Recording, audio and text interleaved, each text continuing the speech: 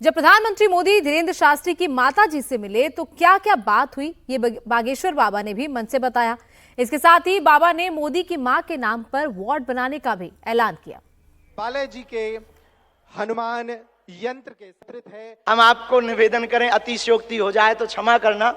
हमारे ब्याह में भले ही न आप आई हो, पर उद्घाटन में अगर समय मिल जाए तो आप पहुंचे।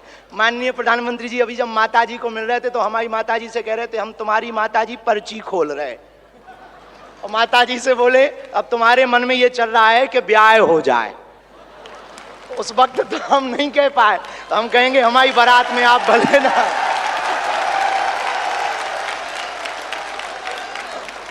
और हमने जब माताजी के प्रति आपका भाव देखा, सॉल लाए माताजी के लिए, और हमें मिला संदेशा के 5 मिनट हम माताजी को मिले। हम माताजी का जैसे ही भाव माताजी के प्रति देखा, हमने वहीं बैठे बैठे प्रण लिया कि माननीय प्रधानमंत्री जी की माताजी के नाम से इस अस्पताल में एक वार्ड बनाया जाएगा।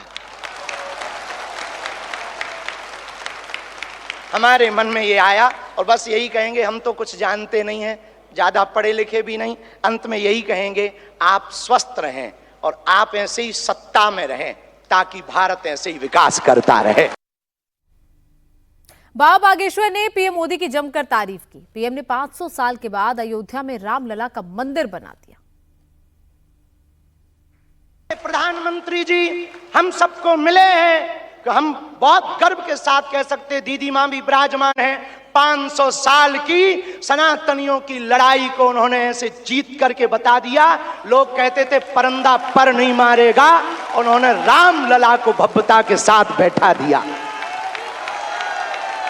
तो कुछ लोगों ने कहा कि भैया मंदिरों से क्या होगा, तो हमने जब अपना छोटा सा निमंत्रण माननीय प्रधानमंत्री जी को रखा कि हमारी सामर्थ्यता तो नहीं, गांव गड़ा है, छोटा सा स्थान है, बालाजी का स्थान है, हमारा निमंत्रण है, आपने बिना विलंब किए एक क्षण में कहा हम बनाते हैं और आते हैं। ये उदार था। हमें ये कहते हुए बहुत से लोग आज के बाद बहुत सी तरह तरह की बातें करेंगे, हमें उससे कोई फर्क नहीं पड़ता है। इसलिए फर्क नहीं पड़ता है कि हमने ऐसे प्रधानमंत्री को पाया है जो सरहद पर खड़े जवानों की बात करता है तो खेत में खड़े किसानों की बात करते हैं। बागेश्वर धाम से प्रधानमंत्री नरेंद्र मोदी ने महाकुंभ की बात भी की। मोदी ने बताया कि कैसे महाकुंभ ने पूरे भारत को एकता में बांध दिया। अब तक करोड़ों लोग वहां पहुंच चुके हैं। करोड़ों लोगों ने आस्था की डुबकी लगाई है, संतों के दर्शन किए हैं। अगर इस महाकुंभ की तरफ नजर करें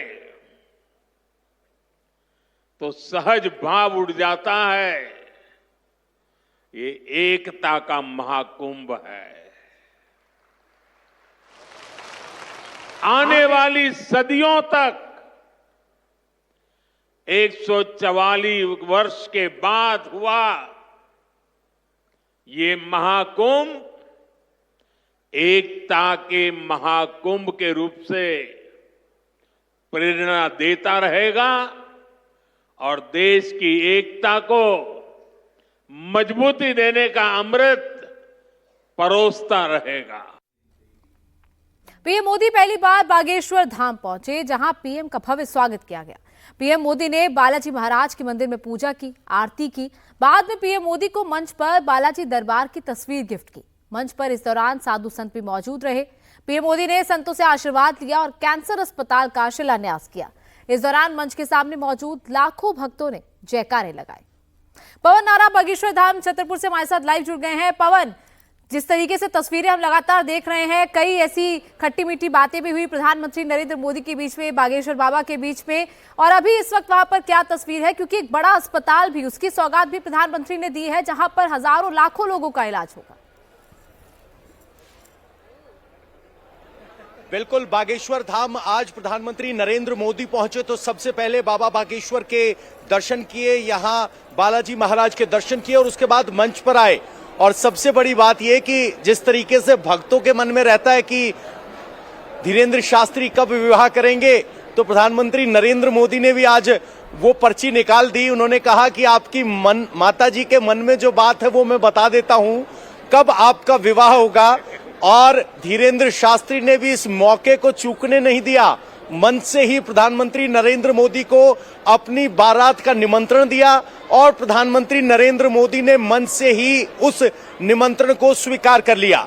ये बागेश्वर धाम के लिए एक बड़ी बात इसलिए भी है क्योंकि प्रधानमंत्री नरेंद्र मोदी कैंसर अस्पताल का शिलान्यास करने के लिए आए और उन्होंने मन से कहा कि वो इसके उद्घाटन में भी आएंगे, इसका भी वादा करते हैं। हमारे साथ कुछ लोग हैं जो यहाँ उस वक्त मौजूद थे। बाबा बागेश्वर की माताजी की पर्ची की बड़ी चर्चा थी, आप भी मुस्कुरा रहे थे, मन में क्या चल रहा था जब बाबा बागेश्वर और मोदी एक साथ मंच पर यहाँ मौजूद थे? बहुत अच्छा लग रहा था। ऐसे मोदी जी को हम मामा जी बोलते हैं क्योंकि हमारी मम्मी के भाई बनते हैं वो ऐसे, और महाराज जी हमारे भाई है, तो मामा भांजा दोनों ऊपर स्टेज पर, तो मजा तो आ ही रहा था। पूरा ऐसा लग रहा है अपने घर की शादी है।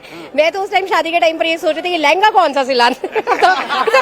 तो शादी का जिक्र इसलिए है क्योंकि शिवरात्रि पर यहाँ 251 कन्याओं का विवाह होगा। सर, आप कहाँ से आए हैं और जब आज मंच पर मोदी और बाबा बागेश्वर एक साथ थे तो आपके मन में क्या चल रहा था? मेरा नाम सुशांत है, मैं ऑस्ट्रेलिया ब्रिस्बेन से आया हूँ। और आज अब ये कहिए कि एक मैं अपनी लैंग्वेज में बोलूँ तो आज विष्णु और शिव इकट्ठे थे। अच्छा, हाँ जी। कौन विष्णु और कौन शिव? देखिए, विष्णु शिव दोनों एक ही हैं, ठीक है। अब हमारे लिए तो मोदी जी भी हैं और हमारे गुरुदेव भी हैं, बागेश्वर धाम भी हैं।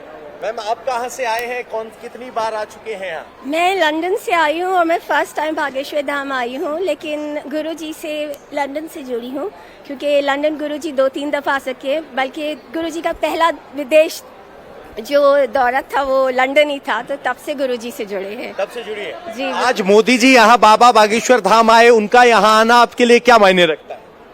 Like I don't have words to explain, क्योंकि मोदी जी को इतने पास से कहते गुरु कृपा होती है ना, तो सब कुछ मिलता है। तो गुरु जी की कृपा ही हुई है कि इतने करीब से VIP हम लोग को लगा, वरना हम बहुत साधारण से लोग हैं। मैं तो पाकिस्तान की हूँ, समथिंग अक्रॉस द बॉर्डर। तो it was dream come true कि प्रधानमंत्री जी को और गुरु जी को और सब इतने साधु संतों का दर्शन इतने करीब से किया। तो ये दिलचस्प बात है कि वो खुद पाकिस्तान से हैं, लंदन में रहती हैं, वहाँ बाबा जी से संपर्क हुआ तो लगातार संपर्क में है। और अब की बार जो कन्या पूजन या कन्या विवाह होना है शिवरात्रि पर, उस आयोजन के लिए हिंदुस्तान लौटी हैं। तो यहाँ सचमुच ऐसा लगता है जैसे शादी के घर में आप आए हैं और पूरे बागेश्वर धाम के आसपास के इलाके में इसी तरह का मेला रेला और जश्न है जैसे यहाँ पर शादी का घर हो। चूंकि 26 तारीख को राष्ट्रपति द्रौपदी मुर्मू महामहिम में यहाँ आ रही हैं, तो ये मेले वाली स्थिति या मेले शादी वाला घर बागेश्वर धाम अभी अगले 2-3 दिन तक कुछ ऐसे ही बरकरार रहने वाला है। पवन, क्योंकि सनातन की शक्ति का भी जिक्र जो है वो लोग कर रहे हैं कि किस तरीके से सनातन को मजबूत किया है बागेश्वर बाबा ने, और इसके साथ साथ आज हिंदुत्व का एक तरीके से कहे एक बड़ा उत्सव था जिसमें प्रधानमंत्री भी थे, मंच पर कई साधु संत भी थे। और इससे कितनी सनातन को शक्ति मिलती है जब ऐसे कार्यक्रम खासतौर पर होते हैं। विरोधी तो आवाज उठाते ही है, लेकिन प्रधानमंत्री हमेशा उसी राह पर चलते हैं जिस राह पर उन्हें चलना होता है। बिल्कुल बिल्कुल, इस बात में कोई दो राय नहीं कि प्रधानमंत्री नरेंद्र मोदी सनातन के सबसे प्रतीक है और सनातन के सबसे बड़े प्रखर वक्ता के तौर पर धीरेन्द्र शास्त्री हैं। सनातन के लिए आज का दिन कितना महत्वपूर्ण, खास तौर पर तब जब एक तरफ प्रधानमंत्री मोदी थे तो दूसरी तरफ सनातन की बात करने वाले धीरेन्द्र शास्त्री। प्रयागराज में जो महाकुंभ था ना, वही महाकुंभ का एहसास हो रहा था आज। वही है ना, दोनों सनातन इकट्ठे आ गए तो ये महाकुंभ है, महासनातन है। महासनातन है बिल्कुल। 144 साल में जो नहीं हुआ वो आज यहाँ हो रहा है। महाकुंभ, महासनातन और हिंदू विकसित राष्ट्र। मैं तो ये कहूँगा कि हिंदू राष्ट्र भी बनेगा और विकसित राष्ट्र भी बनेगा। यही आज हमें जो है संदेश मिला है। मैं कोलकाता से हूँ। आज बहुत खुशी का दिन है। हमने तो कभी सोचा ही नहीं था मोदी जी को हम लोग इतने नज़दीक से देखेंगे, तो इस उत्साह के तो मैं बोल भी नहीं सकती। गुरुजी हमारे भैया हैं।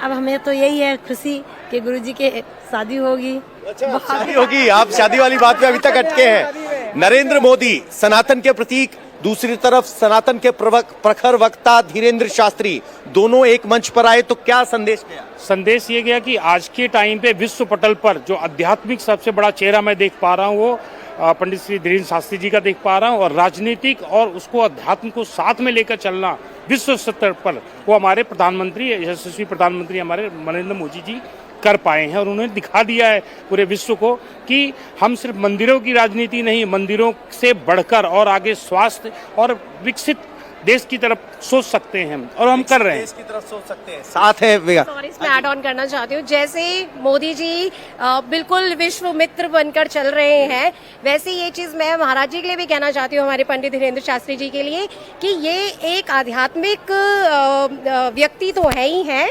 इन्होंने संतों को भी जोड़ दिया है। मतलब पहले संत इतने ओपनली नहीं आते थे, लेकिन अब आप देखिए इनके, और इतने सरल है, सभी के चरणों में रहते हैं वो, इतनी उपलब्धि के बाद तो ये तो हर किसी का महाकुंभ चल रहा है इस वक्त। हर किसी का महाकुंभ है। सनातन के दो चेहरे कर रहे हैं। सनातन की बात प्रधानमंत्री ने भी की है। प्रधानमंत्री ने साफ कहा मन से कि सनातन को लोग जो बदनाम करने की कोशिश कर रहे हैं उनको भी प्रधानमंत्री ने मन से सीधे सीधे जवाब दे दिया है। विदेशी ताकतें हैं जो भारत को बदनाम करने की, समाज को बदनाम करने की कोशिश कर रही है, उनको भी चेतावनी एक तरीके से प्रधानमंत्री ने दे दी है। बहुत बहुत शुक्रिया पवन हमारे साथ जुड़ने के लिए।